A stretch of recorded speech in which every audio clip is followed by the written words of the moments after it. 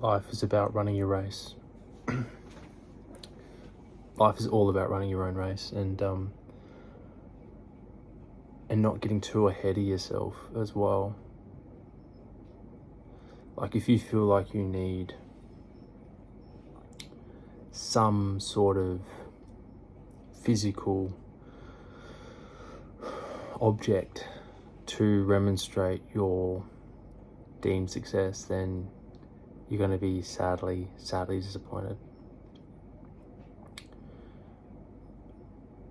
You see, living a slow and simple life can be way more rewarding in the long run than keeping up with the Joneses or looking up next to your neighbour and saying, what do they have that I don't?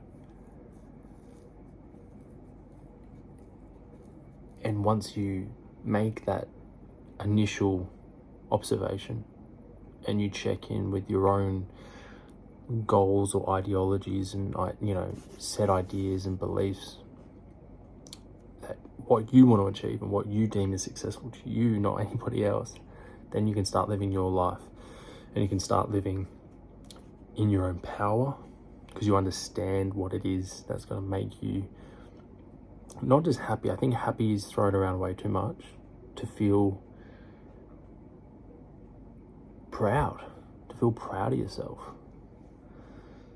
There's a difference between being happy. Being happy is fleeting. There's things in life that, tests everywhere, every day, every hour, every minute of every day, of every week, of every month, of every year. There's going to be trials and tribulations that you've got to go through. It's just how you perceive it, And I think the one thing I've realised coming here to Thailand is that no matter what you've done in your past and what you plan to do in the future, the biggest gift that you have as a human being is in the moment, is right now, because it's up to you what creatively you want to pursue, what level of fitness you want to get your body to for long-term health and energy as well. And working within your own lane. And what I mean by that is running your own race. When you run your own race, if it's just you in a running race at the Olympics,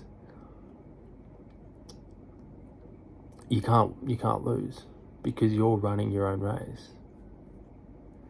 You get me? Because as human beings, we are, rightly or wrongly, innately programmed to compare.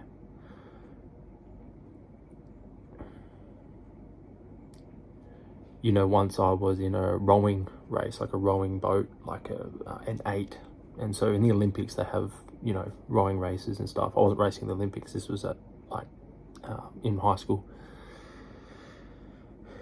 And I trained extremely hard that year. I was in year 11 and I got into the 8 with the, year 12, so year above. And we trained and I was just absolutely spent. And I only got in by the skin of my nose, like it was very close. And I was proud to get in. But we had one race left, and that was the decider to see, if we were going to be the school champions, right? There was like 8 schools where I lived in Australia. And come race day, we came second, and we came second by 0.7 of a second. And I remember beating myself up so much, right? I just beat myself up for probably a whole year. And the reason why was because I saw we had like a GoPro on the coxswain. The coxswain's the guy that steers the boat, and he's at the front of the boat looking at us as we're facing the other way rowing. And the reason I beat myself up was because, not just because we came second, right? It was because I saw the footage fleetingly reviewing it. I can't remember who showed me. I think it might have been a coach or something. My blade was like skying. So as the blade enters the water, it's got to come feathered and then come here and then catch the water, right? But I was going up and then down. So there's a waste of energy, right? Of trying to push the water. And you can imagine you've got 8 people trying to enter the water at the same time, but you've got one person that's sort of skying it. And that was me. And I was the only younger bloke in the squad. And so I beat myself up over that, big time. But you know what I realized now, looking back, probably more so now than looking back, was that everyone runs their own race, you know. And I think I learned a lot more coming second than I did first.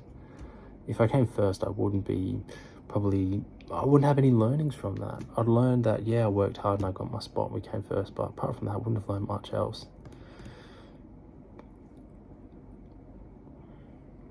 So that's a lesson, you know. It's a lesson to also be in the present moment, right? Because a part of me was already at the finish line. You know what I mean? So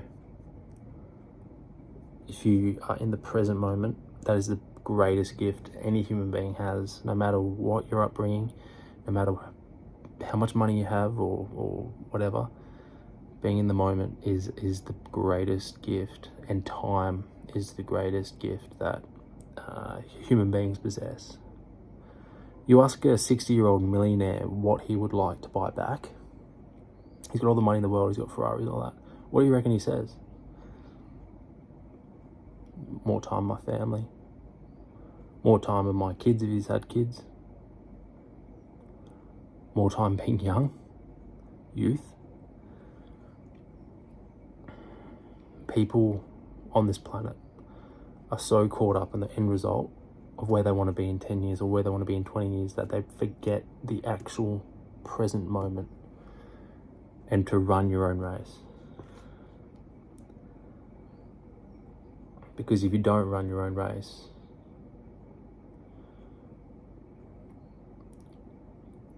you'll look back and you go, I didn't take anything in, and I missed a lot of opportunities. I'll see you in the next one.